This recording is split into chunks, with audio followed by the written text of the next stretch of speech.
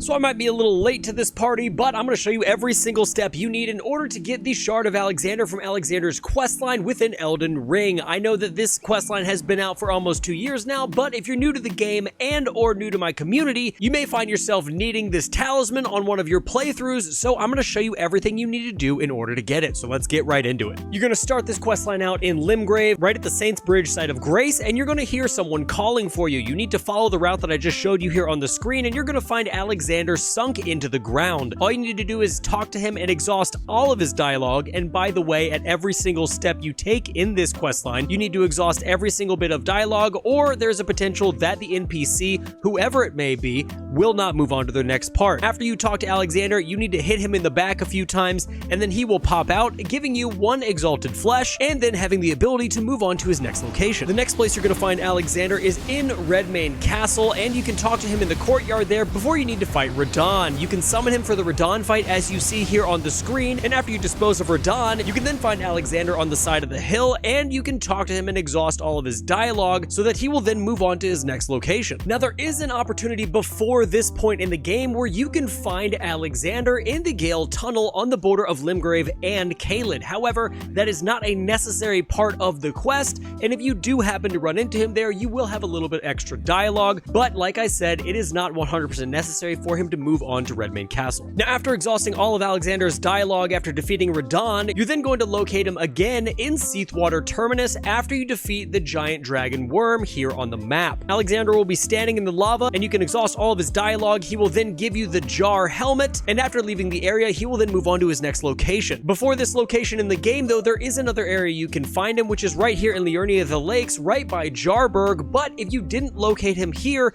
and only found him in Seethwater Terminus, that is okay, because the Liurnia of the Lakes location, once again, is not 100% necessary for Alexander's questline. If you do end up going to Liurnia of the Lakes and finding him there, you are going to need to get some oil pots, which can be bought from this merchant here in the Sofra River, and you can come back, throw them on him, and then heavy attack, and he will get knocked out of that hole. You'll then continue up to Seethwater Terminus and do the exact step you're seeing here on the screen before he moves on to his next location. For Alexander's next appearance, you're going to head all the way up to the mountaintops of the giants, and you will have the ability to summon him on the ground while you fight the fire giant. Some people have said that this is an optional step, but I had always summoned him here, and in every single playthrough, it's always allowed him to move to the next location, so I thought better safe than sorry. But he is absolutely phenomenal as you fight the fire giant. He takes a lot of damage and will tank that giant for you, allowing you to get off all of your attacks pretty much with ease. But after you defeat the fire giant, Alexander will then move on to his next location after he dissipates into the air. In order to even get to the next location, you need to go ahead and light the Forge of the Giants, and that is going to allow you to traverse all the way to Crumbling Farum Azula. You're going to make your way through that area to the Dragon Temple lift, and then you're going to follow the route that I'm going to show you here all the way until you reach Alexander, where you will have your final confrontation with the beloved NPC. Once you find him, you need to speak through all of his dialogue, and he's going to challenge you to a final fight, and then you must go ahead and kill Alexander. After you kill Alexander, you will be rewarded with the Shard of Alexander talisman and Alexander's innards, which you can then take to Bar Jaran in the Jarburg questline, and I will link that in the description down below if that's something that you need to do. And guys, there you have it. That is going to be the end of Alexander's questline. I tried to make it short and sweet for you guys so I would not be wasting anybody's time, and you could just see exactly what you needed to do when you needed to do it. So